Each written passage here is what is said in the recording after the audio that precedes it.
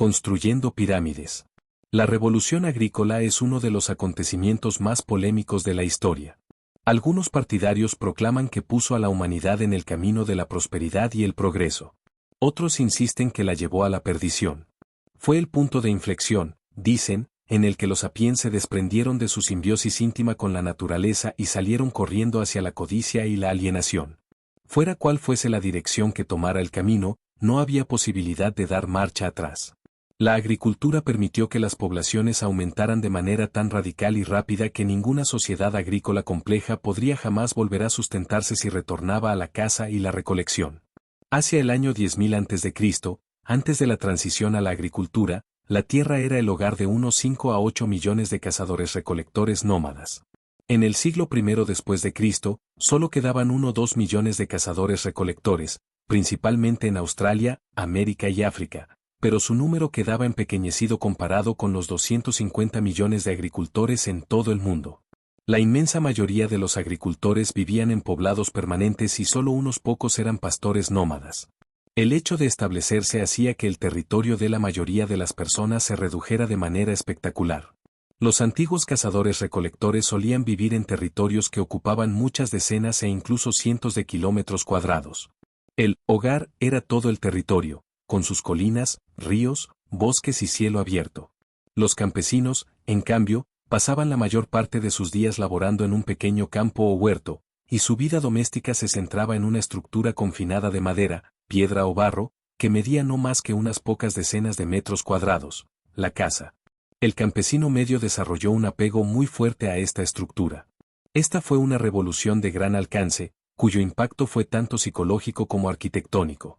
En lo venidero, el apego a mi casa y la separación de los vecinos se convirtieron en el rasgo psicológico distintivo de un ser mucho más egocéntrico. Los nuevos territorios agrícolas no eran solo mucho más pequeños que los de los antiguos cazadores-recolectores, sino mucho más artificiales. Aparte del uso del fuego, los cazadores-recolectores hicieron pocos cambios deliberados en las tierras por las que vagaban. Los agricultores, en cambio, vivían en islas humanas artificiales que labraban laboriosamente a partir de las tierras salvajes circundantes, talaban bosques, excavaban canales, desbrozaban campos, construían casas, cavaban surcos y plantaban árboles frutales en metódicas hileras.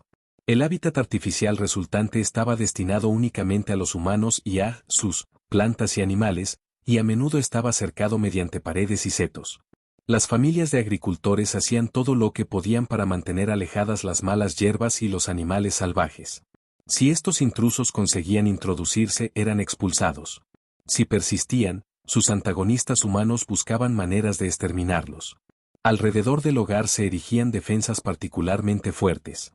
Desde los albores de la agricultura hasta la actualidad, miles de millones de seres humanos armados con ramas, matamoscas, zapatos y sprays venenosos han librado una guerra implacable contra las diligentes hormigas, las furtivas cucarachas, las audaces arañas y los extraviados escarabajos que constantemente se infiltran en los domicilios humanos. Durante la mayor parte de la historia, estos enclaves de factura humana fueron muy pequeños, y estuvieron rodeados de extensiones de naturaleza indómita. La superficie de la Tierra mide unos 510 millones de kilómetros cuadrados, de los cuales 155 millones son de tierras. Hacia el año 1400 después de Cristo, la inmensa mayoría de los agricultores, junto con sus plantas y animales, se arracimaban en un área de solo 11 millones de kilómetros cuadrados, el 2% de la superficie del planeta. Todo el resto era demasiado frío, demasiado cálido, demasiado seco, demasiado húmedo e inadecuado por otras razones para el cultivo. Este minúsculo 2% de la superficie de la Tierra constituía el escenario en el que se desplegaba la historia. A la gente le resultaba difícil dejar sus islas artificiales. No podían abandonar sus casas, campos y graneros sin correr el riesgo de perderlos. Además, a medida que el tiempo pasaba, acumularon cada vez más cosas, objetos, no fácilmente transportables, que los mantenían ligados. Los antiguos agricultores nos pueden parecer pobres de solemnidad, pero una familia media poseía más artefactos que toda una tribu de cazadores-recolectores. La llegada del futuro. Mientras que el espacio agrícola se encogía, el tiempo agrícola se expandía. Los cazadores-recolectores no solían invertir mucho tiempo pensando en la próxima semana o el mes siguiente. En cambio, los agricultores recorrían en su imaginación años y décadas hacia el futuro. Los cazadores-recolectores daban poca importancia al futuro porque vivían precariamente y solo podían conservar alimentos o acumular posesiones con dificultad. Desde luego, se dedicaron a una cierta planificación avanzada. Los ejecutores del arte rupestre de Chauvet, Lascaux y Altamira pretendían, casi con toda seguridad, que éste persistiera durante generaciones. Las alianzas sociales y las rivalidades políticas eran asuntos a largo plazo. A menudo se tardaba años en devolver un favor o vengar un agravio. No obstante, en la economía de subsistencia de la caza y la recolección, había un límite obvio a esta planificación a largo plazo. Paradójicamente, les ahorró a los cazadores-recolectores muchas angustias. En realidad, no tenía sentido preocuparse por cosas sobre las que no podían influir. La revolución agrícola dio al futuro mucha más importancia de la que había tenido antes. Los agricultores, que tienen siempre en mente el futuro, trabajan a su servicio. La economía agrícola se basaba en un ciclo estacional de producción, que comprendía largos meses de cultivo seguidos de periodos de cosecha cortos e intensos. En la noche que seguía al final de una cosecha abundante los campesinos podían celebrar por todo lo que tenían, pero al cabo de una semana o así, se levantaban de nuevo al alba para pasar un largo día en el campo. Aunque había comida suficiente para hoy, para la semana siguiente e incluso el siguiente, tenían que preocuparse por el año próximo y por el año posterior a este. La preocupación por el futuro se basaba no solo en los ciclos estacionales de producción, sino también en la incertidumbre fundamental de la agricultura. Puesto que la mayoría de las aldeas vivían cultivando una variedad muy limitada de plantas y animales domesticados, se hallaban a merced de las sequías, las inundaciones y la peste. Los campesinos se veían obligados a producir más de lo que producían, para poder acumular reservas. Sin grano en el silo, tinajas de aceite de oliva en la bodega, queso en la despensa y salchichas colgadas de las alfardas, se morirían de hambre en los años malos. Y los años malos llegarían más tarde o más temprano. Un campesino que viviera creyendo que no vendría un año malo no viviría mucho. En consecuencia, desde la aparición de la agricultura las preocupaciones por el futuro se convirtieron en actores principales en el teatro de la mente humana. Allí donde los agricultores dependían de la lluvia para regar sus campos, el inicio de la estación de las lluvias significaba que todas las mañanas los granjeros oteaban el horizonte, oliscaban el viento y forzaban la vista. ¿Era aquello una nube? ¿Llegarían las lluvias a tiempo? ¿Llovería lo suficiente? ¿Acaso las tormentas violentas arrastrarían las simientes de los campos y derribarían los plantones? Mientras tanto, en los valles de los ríos Eufrates, Indo y Amarillo, otros campesinos vigilaban, con no menos ansiedad, la altura del agua. Necesitaban que los ríos subieran con el fin de extender los fértiles sedimentos de la capa superficial de las tierras altas, y que permitieran que sus extensos sistemas de irrigación se llenaran de agua. Pero las crecidas excesivas o que llegaran en el momento inadecuado podían destruir sus campos tanto como una sequía. Los campesinos se preocupaban por el futuro no solo porque tenían más motivos para preocuparse, sino también porque podían hacer algo al respecto. Podían desbrozar otro campo, excavar otra acequia de irrigación, sembrar más plantas. El campesino ansioso era tan frenético y trabajaba tan duro como una hormiga agricultora en verano, sudaba para plantar olivos cuyo aceite sería prensado por sus hijos y sus nietos, y dejaba para el invierno o el año siguiente los alimentos que le apetecía comer hoy. El esfuerzo vinculado a la agricultura tuvo consecuencias trascendentales. Fue el fundamento de sistemas políticos y sociales a gran escala. Lamentablemente, los diligentes campesinos casi nunca consiguieron la seguridad económica futura que tanto ansiaban mediante su duro trabajo en el presente. Por todas partes surgían gobernantes y élites, que vivían a costa de los excedentes de alimentos de los campesinos y que solo les dejaban con una mera subsistencia. Estos excedentes alimentarios confiscados impulsaron la política, las guerras, el arte y la filosofía. Construyeron palacios, fuertes, monumentos y templos. Hasta la época moderna tardía, más del 90% de los humanos eran campesinos que se levantaban cada mañana para labrar la tierra con el sudor de su frente. Los excedentes que producían alimentaban a la reducida minoría de élites, reyes, funcionarios gubernamentales, soldados, sacerdotes, artistas y pensadores, que llenan los libros de historia. La historia es algo que ha hecho muy poca gente mientras que todos los demás araban los campos y acarreaban barreños de agua. Un orden imaginado. Los excedentes de alimentos producidos por los campesinos, junto con una nueva tecnología del transporte, acabaron permitiendo que cada vez más gente se hacinara primero en aldeas grandes, después en pueblos, y finalmente, en ciudades, todas ellas unidas por nuevos reinos y redes comerciales. Sin embargo, para sacar partido de estas nuevas oportunidades, los excedentes de alimentos y el transporte mejorado no eran suficientes. El simple hecho de que se pueda dar de comer a 1000 personas en el mismo pueblo o a 1 millón de personas en el mismo reino no garantiza que puedan ponerse de acuerdo en cómo dividir la tierra y el agua, en cómo zanjar disputas y conflictos, y en cómo actuar en épocas de sequía o de guerra. Y si no se puede llegar a ningún acuerdo, los conflictos se extienden, aunque los almacenes estén repletos. No fue la carestía de los alimentos lo que causó la mayor parte de las guerras y revoluciones de la historia. La Revolución Francesa fue encabezada por abogados ricos, no por campesinos hambrientos. La República Romana alcanzó su máximo apogeo en el siglo IAC, cuando flotas cargadas de tesoros procedentes de todo el Mediterráneo enriquecían a los romanos superando los sueños más visionarios de sus antepasados.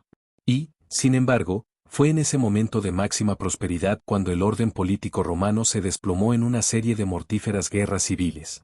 Yugoslavia tenía en 1991 recursos suficientes para alimentar a todos sus habitantes, y aún así se desintegró en un baño de sangre terrible. El problema de raíz de dichos desastres es que los humanos evolucionaron durante millones de años en pequeñas bandas de unas pocas decenas de individuos. Los pocos milenios que separan la revolución agrícola de la aparición de ciudades, reinos e imperios no fueron suficientes para permitir la evolución de un instinto de cooperación en masa. A pesar de la carencia de estos instintos biológicos, durante la era de los cazadores-recolectores, cientos de extraños pudieron cooperar gracias a sus mitos compartidos. Sin embargo, dicha cooperación era laxa y limitada. Cada cuadrilla de sapiens continuó desarrollando su vida de manera independiente y proveyendo la mayor parte de sus necesidades. Un sociólogo arcaico que hubiera vivido hace 20.000 años, que no tuviera conocimiento de los acontecimientos que siguieron a la revolución agrícola, bien pudiera haber llegado a la conclusión de que la mitología tenía muy pocas posibilidades de salir airosa. Los relatos sobre espíritus ancestrales y tótems tribales eran lo bastante fuertes para permitir que 500 personas intercambiaran conchas marinas, celebraran un festival ocasional y unieran fuerzas para exterminar a una banda de neandertales, pero nada más. La mitología, habría pensado el sociólogo de la antigüedad, no podría haber capacitado a millones de extraños para cooperar cada día. Pero esto resultó ser erróneo. Aconteció que los mitos son más fuertes de lo que nadie podía haber imaginado. Cuando la revolución agrícola abrió oportunidades para la creación de ciudades atestadas e imperios poderosos, la gente inventó relatos acerca de grandes dioses, patrias y sociedades anónimas para proporcionar los vínculos sociales necesarios. Aunque la evolución humana seguía arrastrándose a su paso usual de caracol, la imaginación humana construía asombrosas redes de cooperación en masa, distintas a cualesquiera otras que se hubieran visto en la Tierra. Hacia el año 8500 a.C., los mayores poblados del mundo eran aldeas como Jericó, en la que vivían unos pocos cientos de individuos. Hacia 7000 a.C., la ciudad de Cataloyuk, en Anatolia, contaba entre 5.000 y 10.000 habitantes, probablemente el mayor poblado del mundo de la época. Durante el quinto y cuarto milenio AC, en el creciente fértil surgieron ciudades con decenas de miles de habitantes, y cada una de ellas dominaba sobre muchos pueblos de las inmediaciones. En 3100 a.C., todo el valle del Nilo inferior fue unificado en el primer reino egipcio. Sus faraones gobernaban sobre miles de kilómetros cuadrados y cientos de miles de personas. Hacia el año 2250 a.C., Sargón el Grande forjó el primer imperio, el acadio. Se jactaba de tener 1 millón de súbditos y un ejército permanente de 5.400 soldados. Entre 1000 a.C. y 500 a.C., aparecieron los primeros mega imperios en Oriente Próximo, el Imperio Asirio Tardío, el Imperio Babilonio y el Imperio Persa. Gobernaban a varios millones de súbditos y mandaban a decenas de miles de soldados. En el año 221 a.C.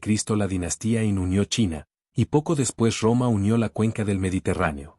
Los impuestos recaudados a 40 millones de súbditos impagaban un ejército permanente de cientos de miles de soldados y una compleja burocracia que empleaba a más de 100.000 funcionarios.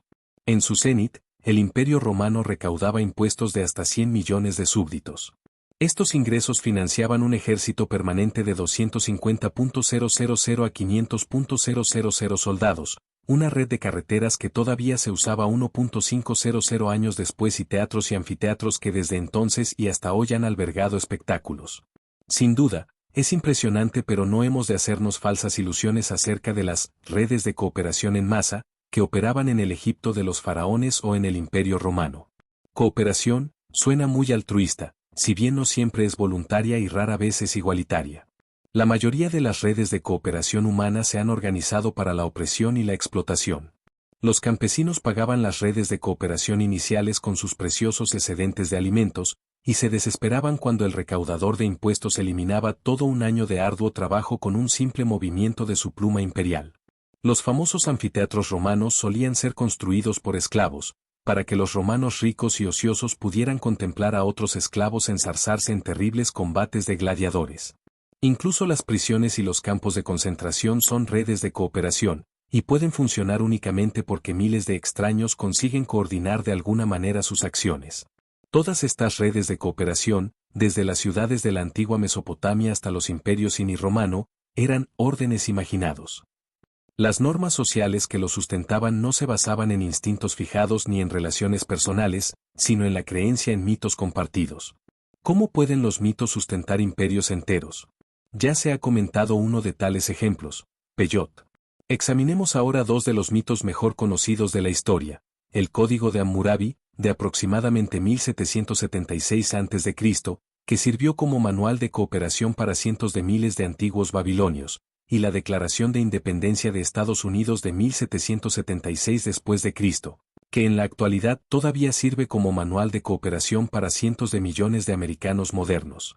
En 1776 a.C., Babilonia era la mayor ciudad del mundo.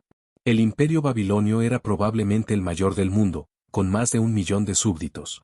Gobernaba la mayor parte de Mesopotamia, que incluía prácticamente todo el Irak moderno y partes de lo que hoy es Siria e Irán. El rey babilonio más famoso fue Hammurabi. Su fama se debe principalmente al texto que lleva su nombre, el Código de Hammurabi. Se trata de una colección de leyes y decisiones judiciales cuyo objetivo era presentar a Hammurabi como un modelo de rey justo, servir como base para un sistema legal más uniforme para todo el imperio babilonio y enseñar a las futuras generaciones qué es la justicia y cómo actúa un rey justo. Las generaciones futuras tomaron nota. La élite intelectual y burocrática de la antigua Mesopotamia canonizó el texto, y los aprendices de escribas continuaron copiándolo mucho después de que Hammurabi muriera y su imperio se desmoronara. Por lo tanto, el Código de Hammurabi es una buena fuente para comprender el ideal de orden social de los antiguos mesopotámicos.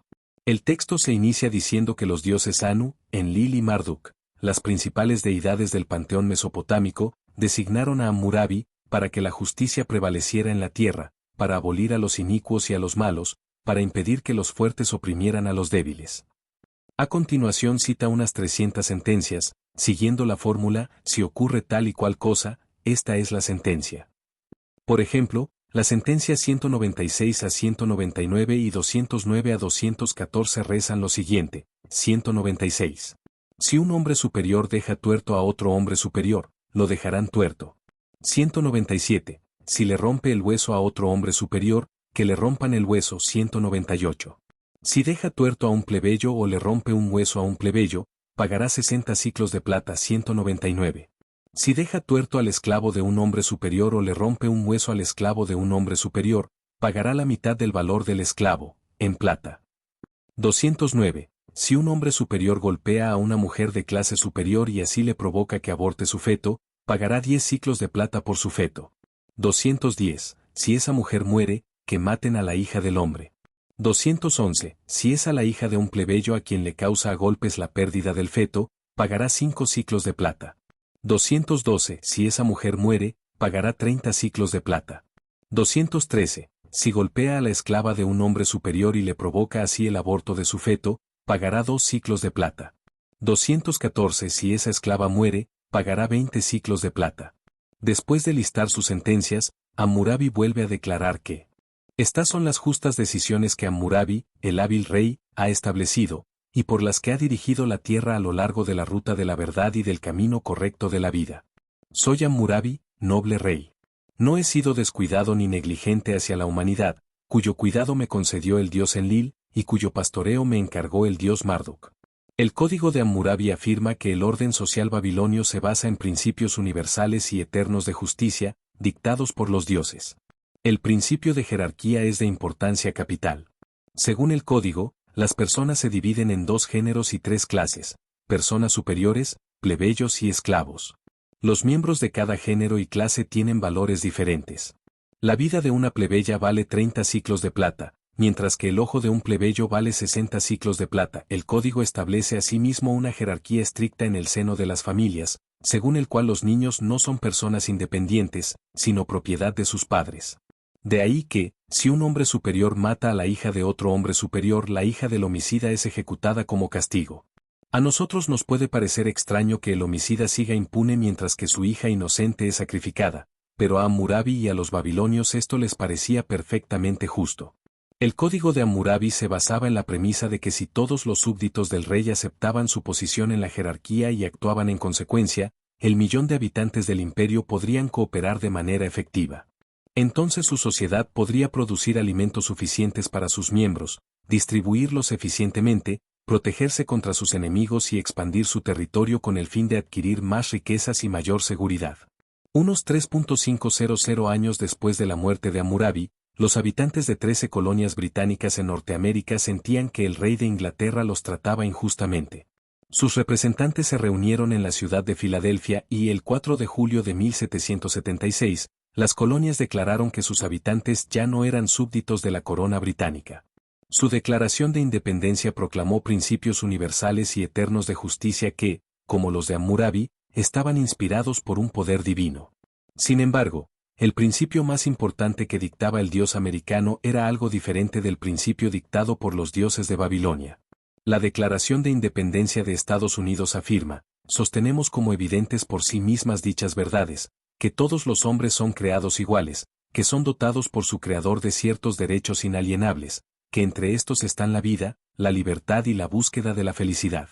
Al igual que el Código de Hammurabi, el documento fundacional estadounidense promete que si los americanos actúan según sus sagrados principios, millones de ellos podrán cooperar de manera efectiva, y vivir seguros y en paz en una sociedad justa y próspera.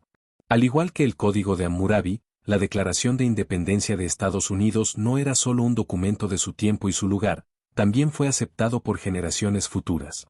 Durante más de 200 años, los escolares estadounidenses la han copiado y la han aprendido de memoria. Ambos textos nos plantean un dilema. Tanto el Código de Hammurabi como la Declaración de Independencia de Estados Unidos afirman compendiar principios universales y eternos de justicia, pero según los americanos todas las personas son iguales, mientras que según los babilonios las personas son claramente desiguales. Desde luego, los americanos dirían que ellos tienen razón, y que Hammurabi está equivocado. Hammurabi, por supuesto, replicaría que él está en lo cierto, y que los americanos están equivocados. En realidad, ambos están equivocados. Tanto Hammurabi como los padres fundadores americanos imaginaban una realidad regida por principios de justicia universales e inmutables, tales como la igualdad y la jerarquía. Pero el único lugar en el que tales principios existen es en la fértil imaginación de los sapiens, y en los mitos que inventan y se cuentan unos a otros. Estos principios no tienen validez objetiva. Para nosotros es fácil aceptar que la división de la gente en superiores y plebeyos es una invención de la imaginación. Pero la idea de que todos los humanos son iguales también es un mito. ¿En qué sentido todos los humanos son iguales entre sí? ¿Existe alguna realidad objetiva, fuera de la imaginación humana, en la que seamos realmente iguales? ¿Son todos los humanos iguales desde el punto de vista biológico? Intentemos traducir la sentencia más famosa de la Declaración de Independencia de Estados Unidos en términos biológicos. Sostenemos como evidentes por sí mismas dichas verdades, que todos los hombres son creados iguales, que son dotados por su creador de ciertos derechos inalienables, que entre estos están la vida, la libertad y la búsqueda de la felicidad. Según la ciencia de la biología, las personas no fueron creadas, sino que han evolucionado. Y, ciertamente, no evolucionaron para ser iguales. La idea de igualdad se halla inextricablemente entrelazada con la idea de creación. Los americanos obtuvieron la idea de igualdad del cristianismo, que dice que toda persona tiene un alma creada divinamente y que todas las almas son iguales ante Dios. Sin embargo, si no creemos en los mitos cristianos acerca de Dios, la creación y las almas, ¿qué significa que todas las personas son iguales? La evolución se basa en la diferencia, no en la igualdad. Cada persona posee un código genético diferente, y desde su nacimiento se halla expuesta a diferentes influencias ambientales. Esto conduce al desarrollo de cualidades diferentes que llevan consigo diferentes probabilidades de supervivencia. Por lo tanto, creados iguales, debería traducirse por evolucionados de manera diferente. Del mismo modo que las personas no fueron creadas, tampoco, según la ciencia de la biología, existe un creador que las dote de nada. Solo existe un proceso evolutivo ciego, desprovisto de cualquier propósito, que conduce al nacimiento de los individuos. Dotados por su creador, debería traducirse simplemente por nacidos. Asimismo, los derechos no existen en biología. Solo hay órganos, capacidades y características. Las aves vuelan no porque tengan el derecho a volar, sino porque poseen alas. Y no es cierto que dichos órganos, capacidades y características sean inalienables. Muchos de ellos experimentan mutaciones constantes que pueden perderse por completo con el tiempo. El avestruz es un ave que perdió su capacidad de volar. De modo que, derechos inalienables, debe traducirse por características mutables. ¿Y cuáles son las características que evolucionaron en los humanos? La vida, ciertamente. Pero la libertad. En biología no existe tal cosa. Al igual que la igualdad, los derechos y las sociedades anónimas, la libertad es una invención que solo existe en la imaginación. Desde un punto de vista biológico, no tiene sentido decir que los humanos en las sociedades democráticas son libres, mientras que los humanos en las dictaduras no son libres. ¿Y qué hay de la felicidad? Hasta el presente, la investigación biológica no ha conseguido obtener una definición clara de felicidad ni una manera de medirla objetivamente. La mayoría de los estudios biológicos solo reconocen la existencia del placer, que es más fácil de definir y de medir.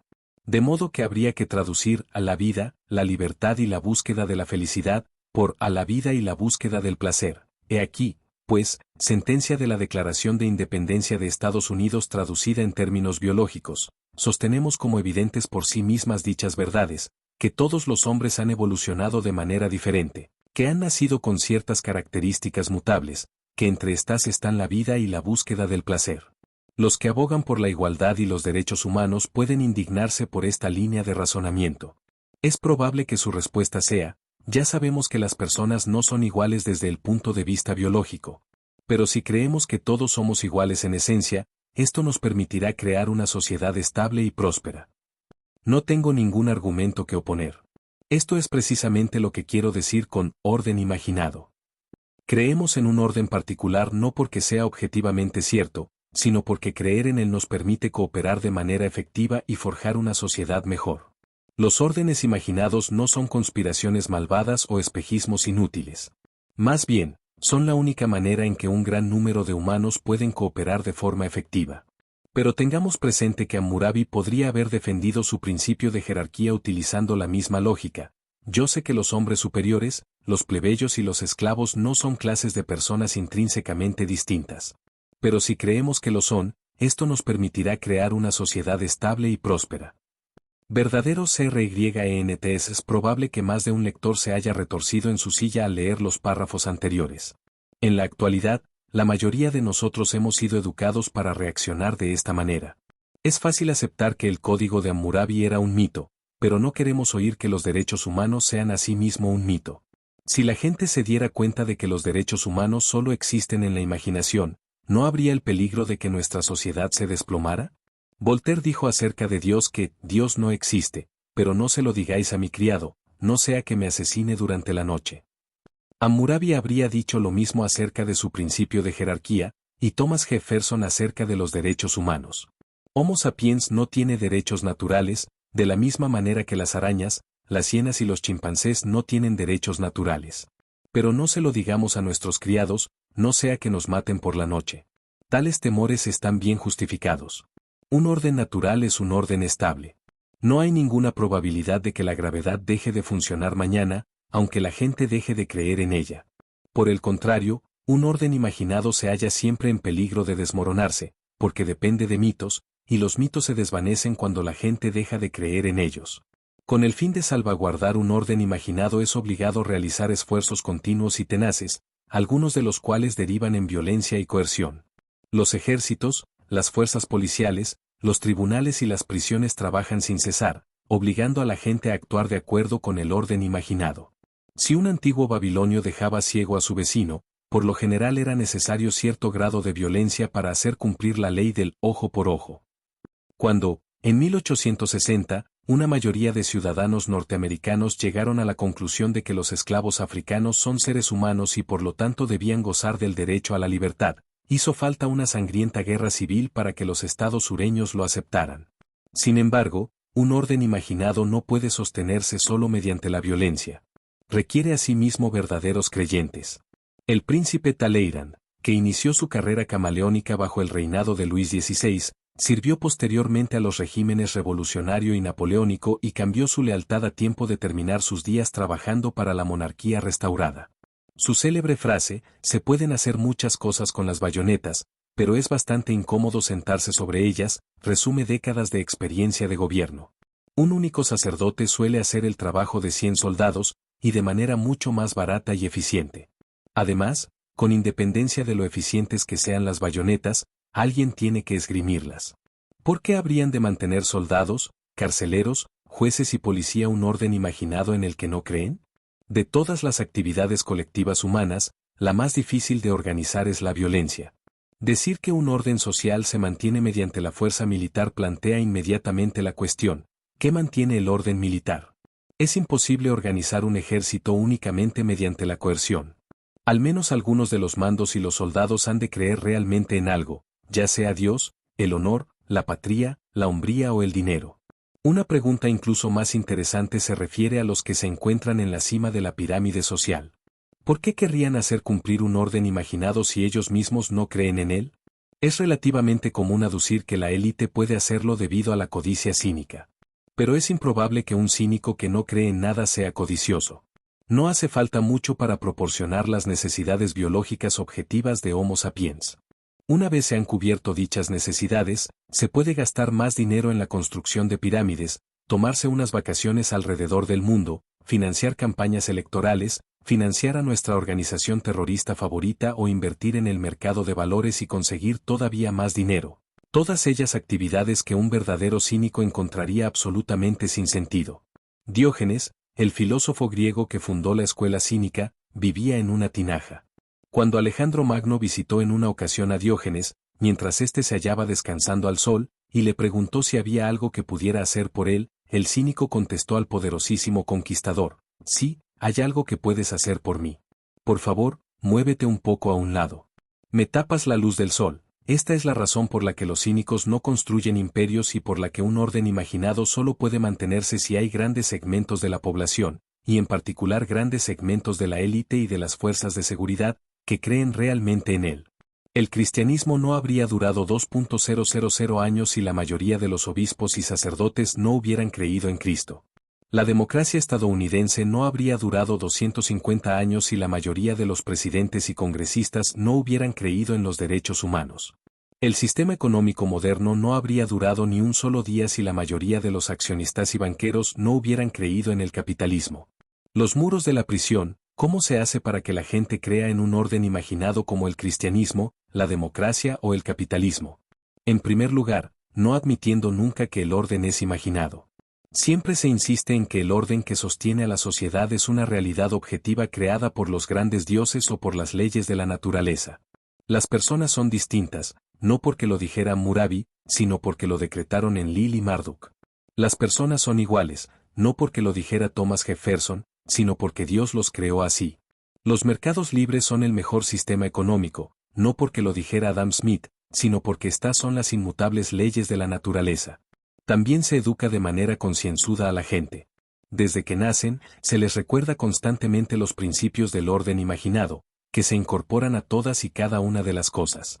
Se incorporan a los cuentos de hadas, a los dramas, los cuadros, las canciones, a la etiqueta, a la propaganda política, la arquitectura, las recetas y las modas. Por ejemplo, hoy en día la gente cree en la igualdad, de manera que está de moda entre los niños ricos llevar pantalones tejanos, que originalmente eran la indumentaria de la clase trabajadora.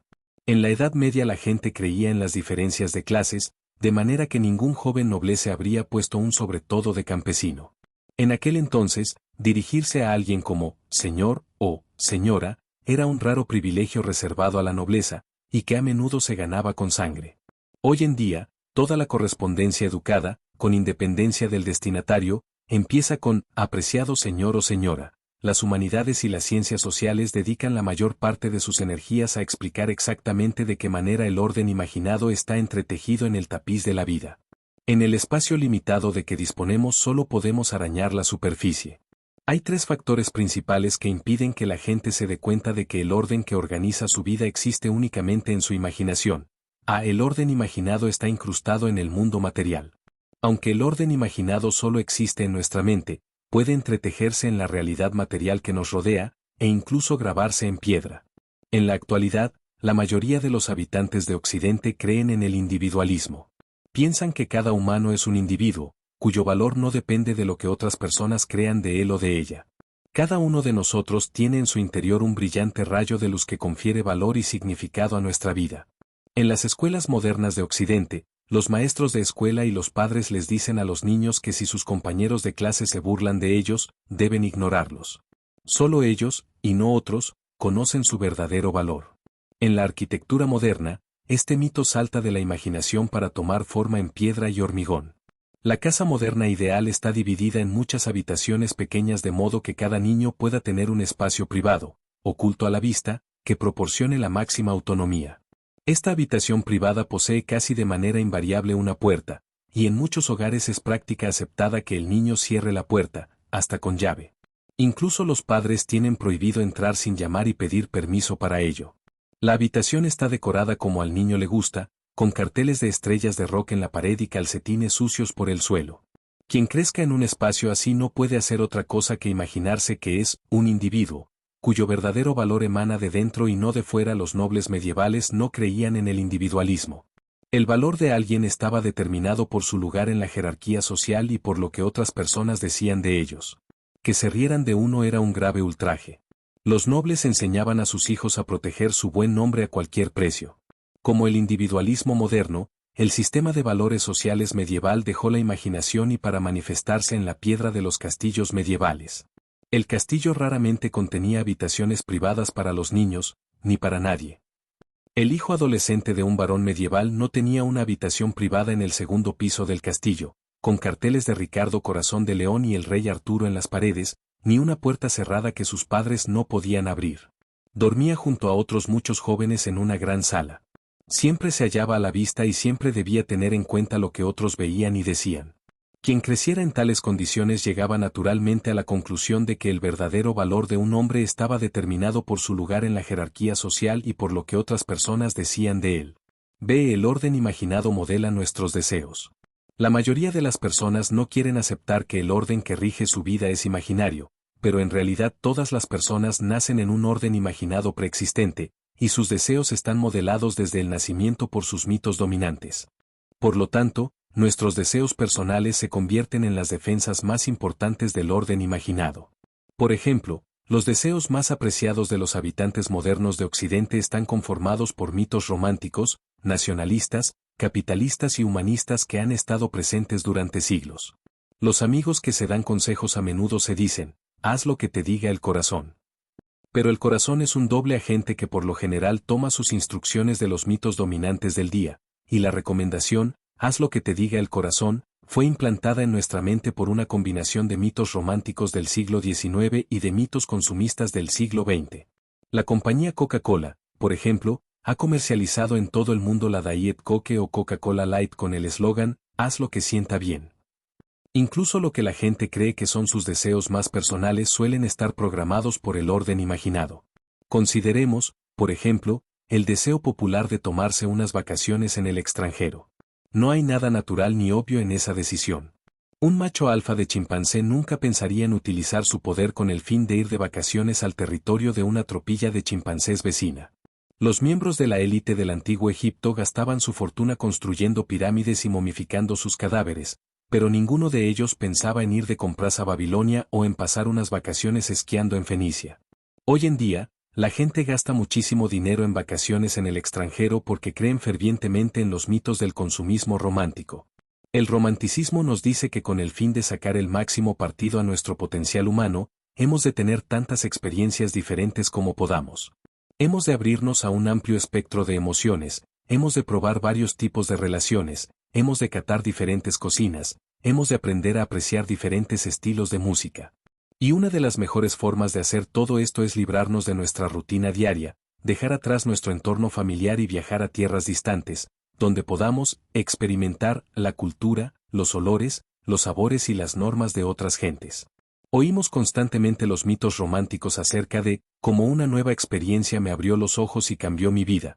El consumismo nos dice que para ser felices hemos de consumir tantos productos y servicios como sea posible. Si sentimos que nos falta algo o que algo no va bien del todo, entonces probablemente necesitemos comprar un producto, un automóvil, nuevos vestidos, comida ecológica, o un servicio, llevar una casa, terapia relacional, clases de yoga. Cada anuncio de televisión es otra pequeña leyenda acerca de cómo consumir determinado producto o servicio hará nuestra vida mejor. El romanticismo, que promueve la variedad, encaja bien con el consumismo. Su matrimonio ha dado origen al infinito mercado de experiencias, sobre el que se cimienta la moderna industria del turismo. La industria del turismo no vende billetes de avión ni habitaciones de hotel. Vende experiencias. París no es una ciudad, ni la India un país. Ambos son experiencias, cuyo consumo se supone que amplía nuestros horizontes, satisface nuestro potencial humano y nos hace más felices. En consecuencia, cuando la relación entre un millonario y su esposa empieza a ir mal, ella lleva a realizar unas caras vacaciones en París. El viaje no es un reflejo de algún deseo independiente, sino una ardiente creencia en los mitos del consumismo romántico. Un hombre rico en el antiguo Egipto no hubiera pensado nunca en resolver una crisis matrimonial llevándose a su mujer de vacaciones a Babilonia. En lugar de eso, podría haberle construido la suntuosa tumba que ella siempre había deseado. Como la élite del antiguo Egipto, la mayoría de la gente en la mayoría de las culturas dedica su vida a construir pirámides, solo que los nombres, formas y tamaños de estas pirámides cambian de una cultura a otra. Por ejemplo, pueden tomar la forma de un chalet en una urbanización con piscina y un césped siempre verde, o un flamante ático con unas vistas envidiables. Para empezar, pocos cuestionan los mitos que nos hacen desear la pirámide. C. El orden imaginado es intersubjetivo. Incluso si por algún esfuerzo sobrehumano consiguiera liberar mis deseos personales del dominio del orden imaginado, solo soy una persona. Con el fin de cambiar el orden imaginado he de convencer a millones de extraños para que cooperen conmigo. Porque el orden imaginado no es un orden subjetivo que existe solo en mi imaginación, más bien es un orden intersubjetivo que existe en la imaginación compartida de miles y millones de personas. Para entender esto, necesitamos comprender la diferencia entre objetivo, subjetivo e intersubjetivo. Un fenómeno objetivo existe con independencia de la conciencia humana y de las creencias humanas. La radiactividad, por ejemplo, no es un mito.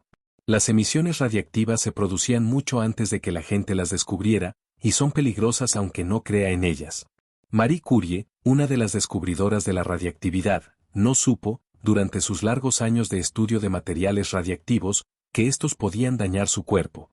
Aunque no creía que la radiactividad pudiera matarla, murió no obstante de anemia aplásica, una enfermedad mortal causada por la sobreexposición a materiales radiactivos. Lo subjetivo es algo que existe en función de la conciencia y creencias de un único individuo, y desaparece o cambia si este individuo concreto cambia sus creencias. Muchos niños creen en la existencia de un amigo imaginario que es invisible e inaudible para el resto del mundo. El amigo imaginario existe únicamente en la conciencia subjetiva del niño, y cuando éste crece y deja de creer en él, el amigo imaginario se desvanece. Lo intersubjetivo es algo que existe en el seno de la red de comunicación que conecta la conciencia subjetiva de muchos individuos. Si un solo individuo cambia sus creencias o muere, ello tiene poca importancia. Sin embargo, si la mayoría de los individuos de la red mueren o cambian sus creencias, el fenómeno intersubjetivo mutará o desaparecerá. Los fenómenos intersubjetivos no son ni fraudes malévolos ni charadas insignificantes. Existen de una manera diferente de los fenómenos físicos tales como la radiactividad, pero sin embargo su impacto en el mundo puede ser enorme. Muchos de los impulsores más importantes de la historia son intersubjetivos: la ley, el dinero, los dioses y las naciones. Peugeot, por ejemplo, no es el amigo imaginario del director general de Peugeot. La compañía existe en la imaginación compartida de millones de personas. El director general cree en la existencia de la compañía porque el consejo de administración también cree en ella, como hacen los abogados de la compañía, las secretarias de la oficina más próxima, los pagadores del banco, los corredores de bolsa y los vendedores de automóviles desde Francia a Australia. Si fuera solo el director general el que dejara de creer repentinamente en la existencia de Peugeot, pronto acabaría en el hospital psiquiátrico más cercano y alguna otra persona ocuparía su despacho. De forma similar, el dólar, los derechos humanos y los Estados Unidos de América existen en la imaginación compartida de miles de millones de personas, y no hay un solo individuo que pueda amenazar su existencia.